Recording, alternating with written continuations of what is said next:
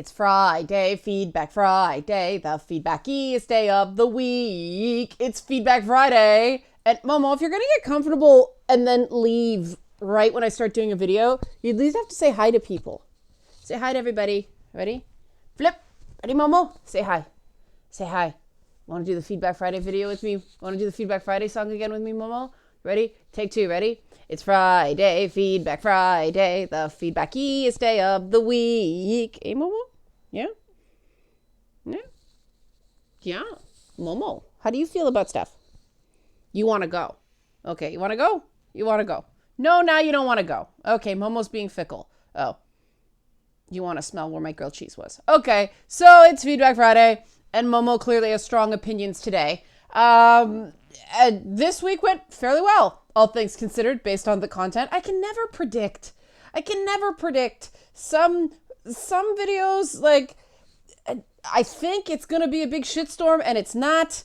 And other videos, I think, oh, this isn't going to be a big deal, and it's a huge deal. I get the feeling when I peg when people are going to be upset, that's the anomaly. Like I'm right by accident, as opposed to actually having any kind of predictive ability about what people are going to get upset about. But nonetheless, if you like this content, help support this channel, become a monthly patron, patreon.com/LeannaK. Obviously, the most popular video this week was the Senran Kagura video. And I swear that the whole thing surrounding this game, partially it's just an emotional roller coaster that got going and going and going and going, and people can't separate their emotional responses from kind of a logical thinking about this.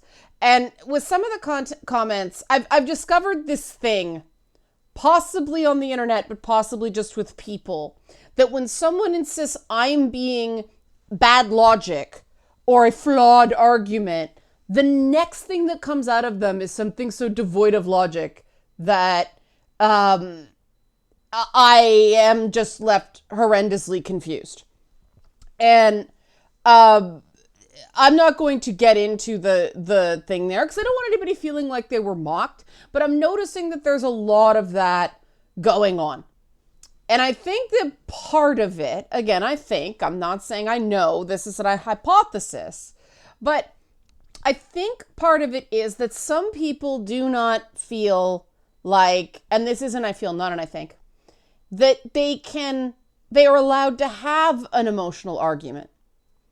That they have to present something as logic or it will be immediately dismissed. And at least for me, I'd rather someone kind of be in touch and recognize that something is an I feel as opposed to an I think. Because at least for me, if somebody says, look, this is just a feeling I just had a really bad reaction to it, I can accept that. But when someone's saying this is a logical argument and it clearly isn't, it's a completely different playground, right? Especially if they're accusing me of bad logic and then they can't back it up. But I do know that a lot of people feel like they have to do this facts over feels, facts don't care about your feels thing. And let's face it, nobody is a 100% emotionless person. Some people are more emotional than others. That doesn't make them wrong. Other people have just been, in this game for so long and having to be sort of not dispassionate, but having to be really tough about things, having to get a really thick skin. And the problem with having a thick skin is that you lose touch with what's going to make other people feel sensitive about things.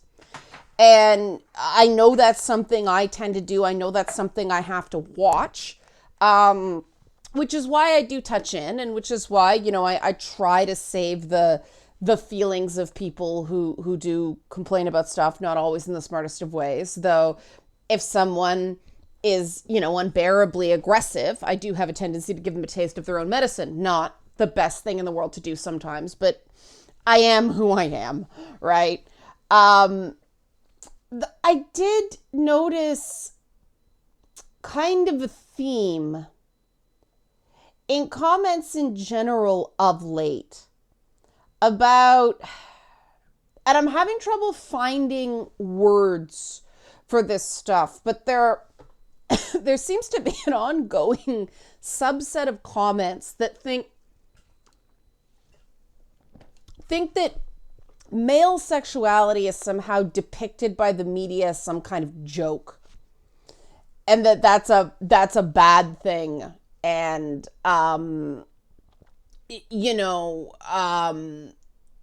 it's this horrible, shameful thing, and I look and go, what? Because of course I'm thinking about, music videos, and I mean, let's face it, everybody's sex forward in music videos for the most part.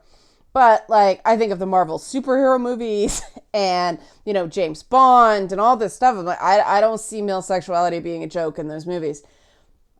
Obviously, it's not one thing, right? It's not depicted as one thing.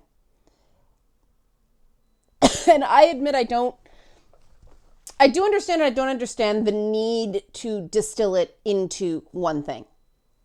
Part of it is that's the paradigm. People who oversimplify things and state something that is, 73% inaccurate. Obviously, I just pulled that number out of my head. But, in majority inaccurate. So people freak out, and there's this big culture war, and then there's the defenders who go, yeah, but they have a point on this issue. And it's like, that's cool, but the people that have much more solid overall reasoning and more valid conclusions get drowned out by the people who people feel the need to come to their defense because they're more wrong than they're right. And therefore, the policies or the frameworks that get adopted are 73% wrong because those are the ones that got defended, if that makes any sense. It's confusing, and that's, precisely why I'm bringing it up. The truth is, though, there are some facts. There are some things we can point to. There is an ability to prove generalities. There is an ability to go, okay, this is known. This maybe not so much, but we know this. Let's stick to what we know, please. And let's not go into the realm of conspiracy and, well, this is what they intended to do, unless somebody states what they intend to do. And this brings me on to the question I asked, and I got kind of a mixed bag, but there seemed to be enough people very interested in it, especially on Twitter, that I have started watching Cuties. My Monday video is going to be about it. I'm also going to do another collaboration with the Super Arrogant Bros or Super Arrogant Brothers podcast, because Dirk contacted me and was like, you want to collab on this? I'm like, yeah, sure. Because I think a dialogue is important on this issue for various reasons. But sneak preview of my own video, I think everybody who's fighting about this online has kind of missed the point. Or at least the major factions. I don't see what Netflix claimed the movie is about. I have my own take on it. The people who are freaking out about it and saying it's essentially child porn are wrong too. So I'll talk more about that on Monday. I'll explain my reasons because I want to move into the Alan Wake Games I Like video. Terrible traffic, great comments. And so I'm stuck again with this. YouTube doesn't reward happy. YouTube doesn't reward positivity. YouTube rewards riding the algorithm to cement opinion on contentious issues. And so I'm left with that thing of I kind of have to do both again. I want to do the more positive videos, but at the same time, I have to do the more controversial videos because that's what people want to watch more often. And I don't like that, right? I wish, because it's not what people want to watch, it's what YouTube feeds them, right? It's what they respond to when YouTube feeds them stuff. So it's impossible to know whether this is content they actually prefer or this is the content YouTube feeds them to select from. I don't know. but I'm not going to give up on it entirely. I'll try to tweak it a bit more and see what happens. But yeah, like I said, I like doing the more positive stuff. I forgot to share a toy. I should grab a toy. What do I have? Oh, I have this on my desk. You don't normally see it. My favorite Finding Nemo character is Jacques the Shrimp. And there's not a lot of merchandise of Jacques the Shrimp. Here he is. I'll take his little tank off so you can see him. But I love, the guy who comes up and spins him around and goes, "He is clean." And like, here he is. This is the only merchandise I was ever able to find of Jacques the Shrimp. So he is a cherished possession of mine because I always like the one character in animation who kind of shows up and makes a big splash and then's gone. And like, I remember when Finding Nemo came out and my niece was all about Dory, and I drove her crazy saying I like the Jacques Shrimp guy. And it got to the point where, I was like, "And you know who I like, right?" She goes, "You like the shrimp." And it's like, "Yes, right." It's like, I don't care if I'm getting a disapproval from an 8-year-old. But that's where the world is at. And so that's kind of, this is one of those weeks where I read the feedback and I appreciate the feedback. And sometimes the exercise is just to let people comment as opposed to really get down in the weeds about the nature of the comments, because there's a right way and a wrong way to say things, obviously, in terms of being effective. But sometimes there are really no wrong responses to something. Sometimes the most interesting thing is the diversity of opinion. One of the things I've learned with this whole Senran Kagura thing is the different definitions that people have of fan service. Because to me, this whole game is fan service.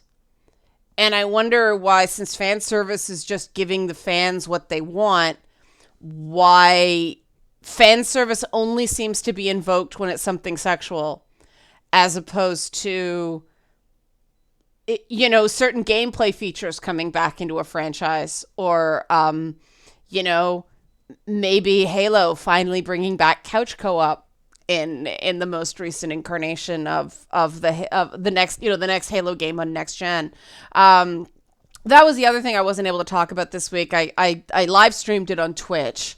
I enjoy doing those. I enjoy doing live streaming because it's interesting to see stuff fall in real time. And two things. The PS4 Xbox head-to-head is very much going to be, how do I put this? It's going to be an interesting test of what gamers see as value. Xbox is definitely going for its Games Pass subscription service. Sony is pushing PSN less aggressively in that regard, even though they did do that little thing at the end where all the kind of PS4 first-party classics are available at launch of the PS5 with PSN. If you haven't played a lot of those games, it's a really great value to do the subscription service and play through them. A lot of great stuff in that back catalog. But PlayStation definitely seems to be going all in on unique experiences, at least for console. Like, there will be PC ports for a lot of stuff, but on console, they're the only system you can have some of these experiences. I think that's smart because PC gamers aren't going to go to consoles. You can't force them. I'm in everything. I play on PC. I play on console. I play on console for compatibility and exclusives. I play on PC for pretty much everything else. But we are the minority, PC gamers. So to have a console devoting itself to really great single player standalone experiences, I am very excited about. And I was freaking blown away by that Demon Souls thing. The Demon Souls remake, I'm shockingly excited for that one and how smooth it played, right?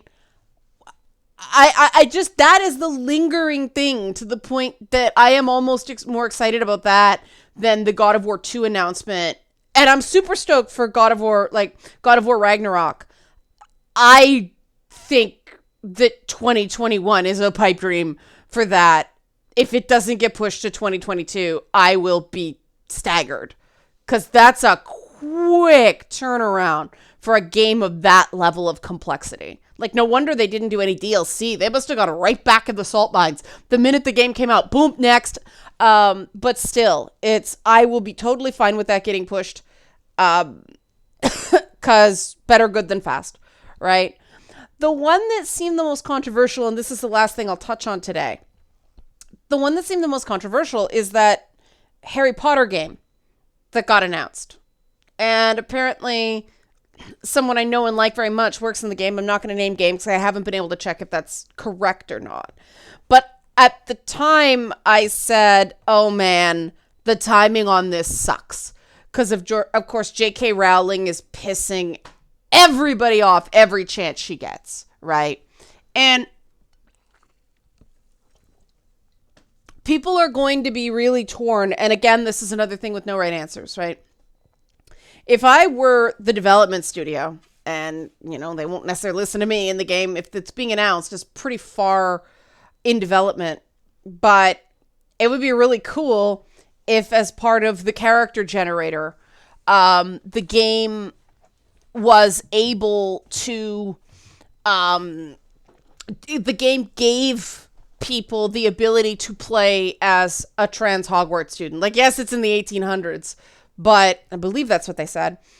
And it wasn't, you know, it isn't the same world even back then, you know, but it's magic. So a lot of things are possible that aren't possible in the outside world. I think that would be a really strong statement that they do not agree with J.K. Rowling's politics. That will allow players who care very much about that stuff to separate from the, at best, gross insensitivity of J.K. Rowling. I think that kind of resistance play would be interesting. I'm really not the market for a game like that. I am so far beyond make your character and explore this world. There's nothing wrong with it. I know people who love that to death. I am so beyond that. I get so bored when this is your character. Have the experience you want. No, I want a unique experience. I want to be kind of drafted into the experience the game wants me to go on, and have that be meaningful. You know, I like the way Ghost of Tsushima had Jin have his own mind, and yes, you were playing, and you got choices at times. You got to pick his dialogue, but he was a confirmed character, and I like a firm character, and I liked learning about him, as well as, you know, Yuna and Masako and was it Kanji? Oh God, I can't believe I'm forgetting his name. The sake salesman. But they were all such great characters. And Norio and all those guys, you know, learning, and Tomoe and all that stuff. And that game was just catnip to me. Couldn't get enough. But it's different games for different people, right? It is just actually like paining me that people worked, you know, for quite some time quietly to work on this game, and now it's going to be damaged through no fault of theirs because the creator of the IP shot her mouth off and kept shooting her mouth off and did not know when to quit, you know, and didn't realize that she's endangering the jobs of probably thousands of people when you look into the movies and the video games and the theme parks and all that stuff, she is threatening the employment of all those people so that she can mouth off on something that's up her butt this week. You know, that to me says a lot about her. And then you get into this thing of, you know, do you buy Harry Potter stuff anyway because you like the world? Or do you not want to put any more money in this crazy woman's pocket? Right? There are no right choices. There are no wrong choices, right? And that's the unfortunate thing. As much as it bothers me that people who don't share her views are working on these games and are probably just as pissed off as anybody, that doesn't mean people should have to buy a game. And it doesn't mean that somebody who wants to play the game shares J.K. Rowling's views, and people should stop calling people transphobes for expressing interest in the game. And I'm saying that as somebody who, I'm just beyond that right now. For whatever reason. I can't even explain it myself. Maybe just too many Skyrim clone open worlds. Maybe. And I mean, it still could change my mind. Something could come along and it'd be really super cool and I'll get interested in it then. It just really takes a lot for me to commit to an extremely lengthy experience these days. Just because I don't have the time. But again, it's an unnecessary bit of unpleasantness, and whether she's right or whether she's wrong in this case, I think J.K. Rowling is being overwhelmingly selfish, because at least Roseanne had the good taste. Yes, I just said Roseanne and good taste in the same sentence, but at least Roseanne had the good taste when she got into trouble. She worked with, the network and the production company and everything behind the Connors so that show could continue. Without her, she'll hold her views. She can express herself anywhere she wants. She's not hurting other people. Roseanne, more of a mensch than J.K. Rowling. 2020, people, continues to surprise. Okay, I'll leave it there. Don't forget to subscribe to this channel if you like this content, and help support this channel. Become a monthly patron, patreon.com/LeannaK. Boss fight announcement coming next week too. Thanks for watching. Have a great weekend.